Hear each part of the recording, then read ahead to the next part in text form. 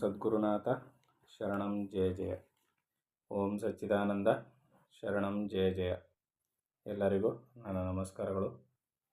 ಜ್ಞಾನೇಶ್ವರಿ ಗೀತಾಮೃತ ಕೃಷ್ಣ ಪರಮಾತ್ಮನ ಹೇಳ್ತಾ ಇದ್ದಾನೆ, ಯಾರು ಅನನ್ಯವಾಗಿ ನನ್ನನ್ನೇ ಪ್ರೇಮಪೂರ್ವಕವಾಗಿ ಭಕ್ತಿಯಿಂದ ನನ್ನ ಧ್ಯಾನದಲ್ಲಿ ಇರ್ತಾರೋ ಅವರ ಸರ್ವ ಯೋಗಕ್ಷೇಮವನ್ನು ನಾನು ನೋಡಿಕೊಳ್ತೀನಿ. ಅವ್ರ ಜವಾಬ್ದಾರಿ ನಂದು. ಹಾಗಾದರೆ ಭೂಮಿ ಮೇಲಿರ್ತಕ್ಕಂಥ ಇತರ ಜೀವರಾಶಿಗಳ ಯೋಗಕ್ಷೇಮವನ್ನು ಯಾರು ನೋಡ್ಕೊಳ್ಳೋದು?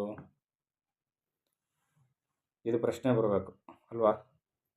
ಆದರೆ ಇಲ್ಲಿ ಏನು ಹೇಳ್ತಾ ಇದ್ದಾನೆ ಪರಮಾತ್ಮ, ಯಾರು ತಮ್ಮ ಸ್ವಸ್ವರೂಪದ ಅನುಸಂಧಾನವನ್ನು ಮಾಡ್ತಾ ಇರ್ತಾರೋ, ಪರಮಾತ್ಮನ ಹುಡುಕಾಟದಲ್ಲಿ ಪರಮಾತ್ಮನ ಸಾಕ್ಷಾತ್ಕಾರದ ವಿಚಾರದಲ್ಲಿ ತೊಡಗಿಸ್ಕೊಳ್ತಾರೋ ಅವರ ಇಹಲೋಕದ ಕರ್ಮಗಳು ಯಾವುವು ಅಡೆತಡೆ ಆಗೋದಿಲ್ಲ, ಚೆನ್ನಾಗಿ ನಡೀತಾ ಇರ್ತವೆ ಅಂತ.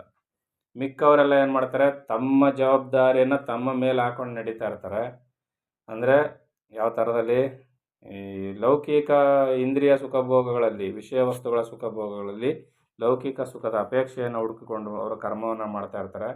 ಅದಕ್ಕೆ ತಕ್ಕ ಫಲವನ್ನು ಪಡೀತಾ ಇರ್ತಾರೆ. ಆತ್ಮಸುಖದ ಫಲವನ್ನು ಹೊಂದಬೇಕು ಅಂತ ಇರೋರು ಅದಕ್ಕೆ ತಕ್ಕಾದ ಫಲವನ್ನು ಹೊಂದುತ್ತಾ ಇರ್ತಾರೆ. ಇಲ್ಲಿ ಪರಮಾತ್ಮ ಅವ್ರಿಗೆ ಮಾತ್ರ ವಿಶೇಷವಾಗಿ ಅನುಗ್ರಹ ಮಾಡ್ತಾನೆ. ಅಂದರೆ ಇಲ್ಲಿ ಯಾರು ಯಾವುದನ್ನು ಅಪೇಕ್ಷೆ ಪಡ್ತಾ ಇದ್ದಾರೋ ಅದರಂತೆ ಫಲ, ಯದ್ಭಾವಂ ತದ್ಭವತಿ, ಇದು ಇಂಪಾರ್ಟೆಂಟ್. ಯಾರು ಯಾವುದನ್ನು ಅನುಭವಿಸ್ಬೇಕು ಅಂತ ಇದ್ದಾರೋ ಅದರಂತೆ ಫಲ. ಇದು ಪರಮಾತ್ಮ ಏನು ಹೇಳ್ತಾ ಇದ್ದಾನೆ, ನಾನು ಅಂತ ಒಂದು ಈ ಹೆಸರಿಗೆ ಭಕ್ತಿ ಮಾರ್ಗದಲ್ಲಿ ಮಾತಾಡಬೇಕಾದ್ರೆ ನಾನು ನೋಡ್ಕೊಳ್ತೀನಿ ಅಂತ ಹೇಳ್ತಾ ಇದ್ದಾನೆ. ಜ್ಞಾನ ಮಾರ್ಗದಲ್ಲಿ ನೋಡೋದಾದ್ರೆ ಏನಾಗುತ್ತೆ, ಯಾರು ತನ್ನ ಸ್ವಸ್ವರೂಪದ ಅನುಸಂಧಾನ ಮಾಡ್ತಿರ್ತಾರೋ ಅವ್ರಿಗೆ ಅದಕ್ಕೆ ತಕ್ಕಂಥ ಫಲ ಬರ್ತಾ ಇರುತ್ತೆ. ಇಲ್ಲಿ ಪರಮಾತ್ಮ ಆ ಫಲವನ್ನು ಕೊಡ್ತಾ ಇದ್ದಾನೆ ಅಂತ ಭಕ್ತಿ ಮಾರ್ಗದವರು ಅರ್ಥ ಮಾಡ್ಕೋಬೇಕು. ಜ್ಞಾನ ಮಾರ್ಗದಲ್ಲಿ ಹೇಗೆ ತಿಳ್ಕೊಳ್ಳೋದು, ಅವ್ರು ಆ ಮಾರ್ಗದಲ್ಲಿ ಹೋಗ್ತಾ ಇದ್ದಾರೆ, ಆ ಫಲ ಸಿಗ್ತಾ ಇರ್ತದೆ. ಇವರು ಈ ಮಾರ್ಗದಲ್ಲಿ ಹೋಗ್ತಾ ಇದ್ದಾರೆ, ಈ ಫಲ ಸಿಗ್ತದೆ. ಅದರಿಂದ ಇಲ್ಲಿ ವಿಚಾರವನ್ನು ಗೊಂದಲ ಮಾಡ್ಕೋಬಾರ್ದು. ಇನ್ನು ಇದರ ಹೊರತು ಇನ್ನೂ ಅನೇಕ ಸಂಪ್ರದಾಯಗಳಿವೆ. ಪರಮಾತ್ಮನ ವಿಚಾರದಲ್ಲಿ ಅನೇಕ ಸಂಪ್ರದಾಯಗಳಿವೆ. ಆದರೆ ಅವನ್ನು ಹಿಂಬಾಲಿಸುವವರು ನನ್ನ ಸರ್ವವ್ಯಾಪಕತ್ವವನ್ನು ಅರಿಯಲಾರರು. ಅವರು ಅಗ್ನಿ, ಇಂದ್ರ, ಸೂರ್ಯ ಮತ್ತು ಸೋಮನನ್ನು ಉದ್ದೇಶಿಸಿ ಯಜ್ಞಗಳನ್ನು ಮಾಡುವರು. ಹಾಗಾದರೆ ಇವ್ರನ್ನ ಕುರಿತು ಯಜ್ಞ ಯಾಗಾದಿಗಳನ್ನ ಮಾಡಬಾರ್ದಾ? ಇವರೆಲ್ಲ ಭೂಮಿಯಲ್ಲಿ ಪ್ರಪಂಚದಲ್ಲಿ ದಿಕ್ಪಾಲಕರು. ಇವರು ಬ್ರಹ್ಮಾಂಡದಲ್ಲಿ ಬಿಸಿಲು ಮಳೆ ಎಲ್ಲ ಆಗೋದು ಇವರಿಂದನೇ, ವಾಯು ಬೀಸೋದು ಇವರಿಂದನೇ ಅಂತೆಲ್ಲ ನಾವೆಲ್ಲ ಏನೇನು ಅಂದ್ಕೊಂಡಿದ್ದೀವಲ್ಲ, ನಿಜ ಅವರೆಲ್ಲ ಅವರಿಂದನೇ ಆಗೋದು. ಆದರೆ ಅವರೆಲ್ಲ ಕೆಲಸಗಾರರು, ಪರಮಾತ್ಮನ ನಿಯತಿಗೆ ಒಳಪಟ್ಟು ಆಯಾ ಕಾರ್ಯಗಳನ್ನ ಮಾಡ್ತಕ್ಕಂಥ ದಿಕ್ಪಾಲಕರಷ್ಟೇ. ಹಂಗಾದ್ರೆ ಅವ್ರಿಗೆ ಪೂಜೆ ಮಾಡಬಾರ್ದು ಅಂದರೆ ಗೌರವಿಸ್ಬೇಕು. ಯಾರು ಬೇಡ ಅಂತ ಹೇಳ್ತಾರೆ, ಗೌರವಿಸ್ಬೇಕು. ಆದರೆ ಮೂಲ ಮಾಲೀಕ ಒಡೆಯನನ್ನು ಮರಿಬಾರ್ದು. ಆ ಯಜ್ಞಗಳು ಸಹ ನನಗೇ ಸಲ್ಲುವು, ಏಕೆಂದರೆ ವಿಶ್ವವೆಲ್ಲವೂ ನಾನೇ ಅಲ್ಲವೇ ಅಂತ ಇಲ್ಲಿ ಪರಮಾತ್ಮ ಹೇಳ್ತಾ ಇದ್ದಾನೆ. ಆದರೆ ಉಪಾಸನಾ ವಿಧಾನವು ನೇರವಾಗಿ ಇಲ್ಲದಿದ್ದರೂ ವಕ್ರವಾಗಿದೆ. ನೋಡು, ವೃಕ್ಷದ ಶಾಖೆಗಳು, ಪತ್ರಗಳು ಮೊದಲಾದವೆಲ್ಲ ಒಂದೇ ಬೀಜದಿಂದ ಉತ್ಪನ್ನವಾಗುತ್ತವೆ. ಆದರೆ ಈ ಸರ್ವಸ್ವಕ್ಕೂ ವೃಕ್ಷ ಮೂಲವೇ ನೀರನ್ನು ಸಂಗ್ರಹಿಸುತ್ತದೆ. ಹೌದು ತಾನೆ?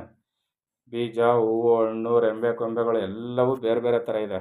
ಆದರೆ ಇವಕ್ಕೆಲ್ಲಕ್ಕೂ ನೀರು ಎಲ್ಲಿಂದ ಸಪ್ಲೈ ಆಗುತ್ತೆ? ನೀರು ಒದಗಿಸೋದು ಯಾವುದು? ಬೇರು, ವೃಕ್ಷದ ಮೂಲ.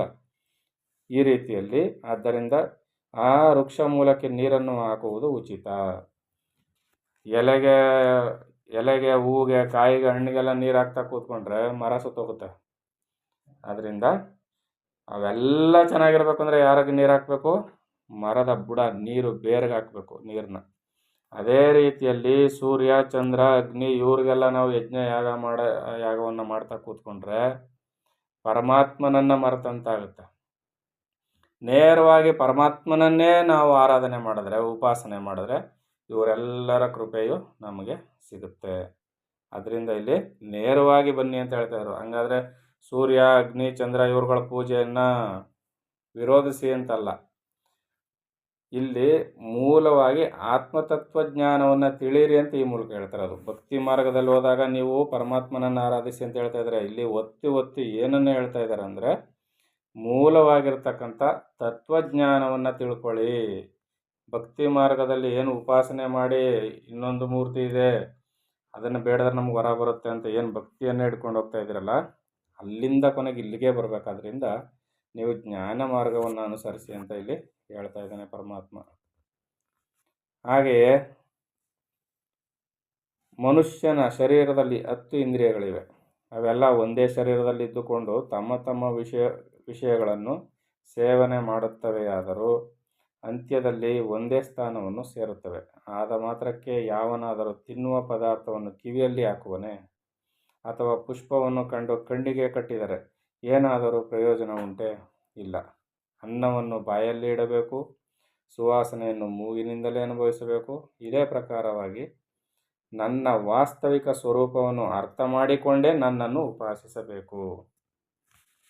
ನಾನ್ಯಾರು ಅಂದರೆ ಪರಮಾತ್ಮನೆಂದರೆ ಏನು, ದೇವರು ಅಂದರೆ ಏನು ಅನ್ನೋ ಸತ್ಯವನ್ನು ತಿಳ್ಕೊಂಡೇ ಉಪಾಸನೆ ಮಾಡಬೇಕೇ ಹೊರತು ಏನೇನೂ ತಿಳಿದೇ ಉಪಾಸನೆಯನ್ನು ಮಾಡೋದು, ಈಗಂತೂ ಅನೇಕ ರೀತಿಯ ಉಪಾಸನೆಗಳು ಬಂದ್ಬಿಟ್ಟಿದೆ ಬಿಡಿ. ಅವನ್ನೆಲ್ಲ ಹೇಳಿದ್ರೆ ಈಗ ನಾವು ತಪ್ಪಾಗ್ಬಿಡ್ತದೆ. ಯಾಕಂದರೆ ವಿರೋಧ ಮಾಡೋರೇ ಜಾಸ್ತಿ ಇರ್ತಾರೆ. ಯಾಕಂದರೆ ಏನು ವಿಚಾರವಿಲ್ಲದೆ ಅನೇಕ ಕಾರ್ಯಗಳನ್ನ ಅಳವಡಿಸ್ಕೊಂಡು ಹೋಗ್ತಾ ಇದ್ದಾರೆ. ವಿದ್ಯಾವಂತರು ಅವಿದ್ಯಾವಂತರು ಅಂತ ಯಾರು ವಿಚಾರವನ್ನೇ ಬಿಟ್ಬಿಟ್ಟಿದ್ದಾರೆ. ಅದರಿಂದ ಇಲ್ಲಿ ವಿಚಾರದ ಅನುಭವಿಸ್ಬೇಕು, ವಿಚಾರದಿಂದ ತಿಳ್ಕೊಂಡು ಅರ್ಥ ಮಾಡಿಕೊಂಡು ಪರಮಾತ್ಮನನ್ನು ಉಪಾಸನೆ ಮಾಡಬೇಕು ಅಂತ ಪರಮಾತ್ಮನೇ ಹೇಳಿಕೆ ಕೊಟ್ಟಿದ್ದಾನೆ. ನಾವು ಮಾತ್ರ ಆ ಕೆಲಸವನ್ನು ಮಾಡ್ತಾಯಿಲ್ಲ. ನನ್ನ ಆತ್ಮಸ್ವರೂಪವನ್ನು ತಿಳಿಯದೆ ನನ್ನನ್ನು ಭಜಿಸುವುದು ತಿಳಿಯದೆ ಮಾಡಿದ ಕೆಲಸವು ನಿಷ್ಫಲವಾಗುವುದು. ಏನು ಹೇಳ್ತಾ ಇದ್ದಾನೆ ಇಲ್ಲಿ? ನನ್ನ ಆತ್ಮಸ್ವರೂಪವನ್ನು ತಿಳಿಯದೆ, ಆತ್ಮತತ್ವವನ್ನು ತಿಳಿಯದೆ ನನ್ನನ್ನು ಭಜಿಸುವುದು ತಿಳಿಯದೆ ಮಾಡಿದ ಕೆಲಸದಂತೆ ನಿಷ್ಫಲವಾಗುವುದು. ಯಾವುದೋ ಒಂದು ಕೆಲಸ ಮಾಡ್ತೀವಿ, ಅದರ ಬಗ್ಗೆ ಹಿಂದೆ ಮುಂದೆ ಏನೂ ಗೊತ್ತಿರೋದಿಲ್ಲ. ಆ ಕೆಲಸವನ್ನು ಮಾಡಿದಾಗ ಅದೇನಾಗುತ್ತೆ? ನಿಷ್ಪ್ರಯೋಜನವಾಗುತ್ತೆ. ಇಲ್ಲಿಯೂ ಕೂಡ ಪರಮಾತ್ಮನನ್ನು ಸರಿಯಾಗಿ ತಿಳ್ಕೊಳ್ಳದೆ ಏನೋ ಒಂದು ಮಾಡಿದರೆ ಅದು ಕೂಡ ನಿಷ್ಪ್ರಯೋಜನವಾಗುತ್ತೆ. ಹಾಗಾದರೆ ಬೆಂಕಿಯನ್ನು ಅರಿತೆ ಮುಟ್ಟಿದ್ರು ಸುಡ್ತದಲ್ಲ ಅಂದರೆ ಅದು ಪರಮಾತ್ಮನ ವಿಚಾರಕ್ಕೆ ಅದು ಹೋಲಿಕೆ ಆಗೋದಿಲ್ಲ. ಇಲ್ಲಿ ಪರಮಾತ್ಮನನ್ನು ಅರಿಯದೆ ಅಂತ ಅಂದರೆ ಎಷ್ಟೋ ಜನ ಅವಿದ್ಯಾವಂತರುಗಳು ಪರಮಾತ್ಮನ ಬಗ್ಗೆ ಏನೂ ಗೊತ್ತಿದ್ದಿಲ್ಲ, ಮೂಢ ಭಕ್ತಿಯಲ್ಲಿರ್ತಾರೆ. ಪರಮಾತ್ಮ ನೀನೇ ದಿಕ್ಕು ಅಂತಾರೆ. ಅರ್ಥಾರ್ಥಿ ಭಕ್ತರು ಇರ್ತಾರೆ. ಹಾಗಾದರೆ ಇವರಿಗೆಲ್ಲ ಏನು ಪ್ರಯೋಜನ ಇಲ್ವ ಅಂದರೆ ಪರಮಾತ್ಮನ ದರ್ಶನ ಆಗೋದಿಲ್ಲ. ಪರಮಾತ್ಮನ ದರ್ಶನ ಬರೋಕ್ಕೆ ಆ ದಾರಿಗೆ ಬರೋಕ್ಕೆ ಅವ್ರಿಗೆ ಅವಕಾಶ ಆಗುತ್ತೆ. ಕರ್ಮಾಚರಣೆಗೆ ಜ್ಞಾನ ದೃಷ್ಟಿಯು ಅವಶ್ಯವಾಗಿರಬೇಕು. ಕರ್ಮಾಚರಣೆ ಮಾಡಬೇಕಾದ್ರೆ ಜ್ಞಾನ ದೃಷ್ಟಿ ಇರಬೇಕು. ಅರ್ಜುನ, ವಾಸ್ತವವಾಗಿ ನೋಡಿದ್ದಾದರೆ ಈ ಯಜ್ಞಗಳೆಲ್ಲವನ್ನು ಭುಜಿಸುವವನು ನನ್ನ ಹೊರತು ಮತ್ತಾರೂ ಇಲ್ಲ. ನಾನೇ ಸಮಸ್ತ ಯಜ್ಞಗಳಿಗೂ ಯಜ್ಞ ಪುರುಷನಾಗಿರುವೆನು ಮತ್ತು ನಾನೇ ಯಜ್ಞಗಳ ಅಂತಿಮ ಪೂಜ್ಯನಾಗಿರುವೆನು. ಮತ್ತಿಷ್ಟೊತ್ತು ಹೇಳಿದ್ರು ಯಮನಿಗೆ ಸೂರ್ಯನಿಗೆಲ್ಲ ಯಜ್ಞ ಕೊಟ್ಟರೆ ನನಗೆ ಸಲ್ಲೋದಿಲ್ಲ ಅಂತ, ಈಗ ಎಲ್ಲದಕ್ಕೂ ನಾನೇ ಮೂಲ ಪುರುಷ ಅಂತ ಹೇಳ್ತಾ ಇದ್ದಾನಲ್ಲ ಅಂದರೆ ವಿಚಾರವನ್ನು ಸರಿಯಾಗಿ ಅರ್ಥ ಮಾಡ್ಕೊಳ್ಳಿಲ್ಲ ಅಂದರೆ ಇವೆಲ್ಲ ಗೊಂದಲದ ಗೂಡಾಗ್ಬಿಡ್ತದೆ. ಸರಿಯಾಗಿ ಆಧ್ಯಾತ್ಮವನ್ನು ಅರ್ಥ ಮಾಡ್ಕೋಬೇಕು. ಆದರೆ ಈ ಯಾಜ್ಞಿಕರಿಗೆ ಈ ವಿಷಯದ ಜ್ಞಾನವೇ ಇಲ್ಲ. ಆದ್ದರಿಂದ ಅವರು ಅನ್ಯ ದೇವತೆಗಳ ಆರಾಧನೆಯನ್ನು ಮಾಡುವರು. ದೇವತೆಗಳ ಮತ್ತು ಪಿತೃಗಳ ಹೆಸರಿನಿಂದ ಗಂಗಾ ಜಲವನ್ನು ಗಂಗೆಯಲ್ಲಿ ಅರ್ಪಿಸುವಂತೆ ಯಜ್ಞಾದಿ ವಿಧಾನಗಳ ದ್ವಾರ ಅವರು ಸಹ ನನ್ನ ವಸ್ತುವನ್ನು ನನಗೇ ಅರ್ಪಿಸುವರು. ಆದರೆ ಅರ್ಪಣ ವಿಧಿ ಮಾತ್ರ ಅನ್ಯ ದೇವತೆಗಳನ್ನು ಉದ್ದೇಶಿಸಿ ಮಾಡುವರು. ಇದರಿಂದ ಹೇ ಅರ್ಜುನ, ಅವರು ಈ ವಿಧಿವಿಧಾನಗಳ ದ್ವಾರ ನನ್ನವರೆಗೂ ಬಂದು ಸೇರುವುದಿಲ್ಲ.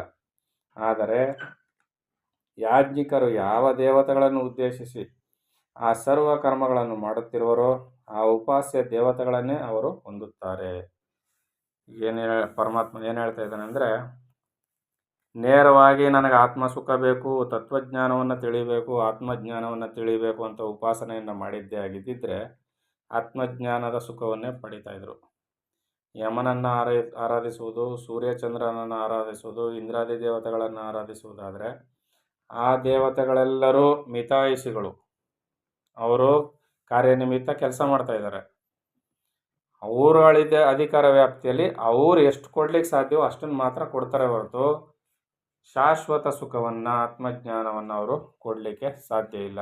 ನಚಿಕೇತ ಯಮನ ಕಥೆಯಲ್ಲಿ ನಾವು ಕೇಳಿದ್ದೀವಿ, ನಿನಗೇನೇನು ಸುಖ ಬೇಕು ಕೇಳು, ನಿನಗೆ ಸ್ಥಿರವಾಗಿ ಆಯುಸ್ಸನ್ನು ಕೊಡ್ತೀನಿ, ಚಿರಯೌವನವನ್ನು ಕೊಡ್ತೀನಿ, ಮಾಸದೇ ಇರ್ತಕ್ಕಂಥ ಆಯುಸ್ಸು ಮುಗಿದೇ ಇರ್ತಕ್ಕಂಥ ಸೌಂದರ್ಯ ಹೆಣ್ಣುಗಳನ್ನ ಕೊಡ್ತೀನಿ, ರಾಜ್ಯವನ್ನು ಕೊಡ್ತೀನಿ ಅಂತ ಯಮ ನಚಿಕೇತನಿಗೆ ಏನೇನೋ ಅಪೇಕ್ಷೆಗಳನ್ನ ಕೊಡ್ತಾನೆ. ಏನೇನೋ ಆಸೆಗಳನ್ನ ತೋರಿಸ್ತಾನೆ. ಆದರೆ ನಚಿಕೇತ ಕೇಳೋದಿಷ್ಟೇ, ಅವೆಲ್ಲವೂ ಶಾಶ್ವತವೇ. ಸರಿ, ಅವೆಲ್ಲ ಕೊಡ್ತೀಯಲ್ಲ, ನೀನು ಸ್ಥಿರವಾಗಿರ್ತೀಯ, ನೀನು ಶಾಶ್ವತವಾದವನೇ ಅಂತ. ಯಮ ಹೇಳ್ತಾನೆ, ಇಲ್ಲ, ನನಗೂ ಮಿತಿ ಉಂಟು, ಆಯಸ್ಸಿನ ಮಿತಿ ಉಂಟು ಅಂತ. ನೀನೇ ಶಾಶ್ವತನಲ್ಲದ ಮೇಲೆ ನೀನು ಕೊಡೋ ವರ ಎಷ್ಟು ಶಾಶ್ವತ ನನಗೆ? ಅದರಿಂದ ಅವು ಬೇಡ ನನಗೆ. ಶಾಶ್ವತ ಸುಖವನ್ನು ಕೊಡ್ತಕ್ಕಂಥ ಆತ್ಮತತ್ವಜ್ಞಾನವನ್ನು ನೀನಲ್ಲದೆ ಯಾರೂ ಹೇಳಲಿಕ್ಕಾಗಲ್ಲ, ನನಗೆ ತಿಳಿಸ್ಬೇಕು ಅಂತ ನಚಿಕೇತ ಕೇಳ್ತಾನೆ. ಈ ರೀತಿಯಲ್ಲಿ ನಮ್ಮ ಜ್ಞಾನ ಕೆಲಸ ಮಾಡಬೇಕೇ ಹೊರತು ಕೇವಲ ಅಲ್ಪ ಸುಖಕ್ಕಾಗಿ ನಾವು ದುಡಿಬಾರ್ದು. ಇದು ಪರಮಾತ್ಮನ ಒಂದು ಮಾತು. ಇನ್ನು ಮುಂದಿನ ಆಡಿಯೋದಲ್ಲಿ ಏನು ಹೇಳ್ತಾರೆ ಅಂತ ನೋಡೋಣ. ಎಲ್ಲರಿಗೂ ಒಳ್ಳೆಯದಾಗಲಿ. ಓಂ ಸದ್ಗುರುನಾಥ ಶರಣಂ ಜಯ ಜಯ. ಓಂ ಸಚ್ಚಿದಾನಂದ ಶರಣಂ ಜಯ ಜಯ. ಹರಿ ಓಂ ತತ್ಸತ್. ಹರಿ ಓಂ ತತ್ಸತ್. ಹರಿ ಓಂ ತತ್ಸತ್.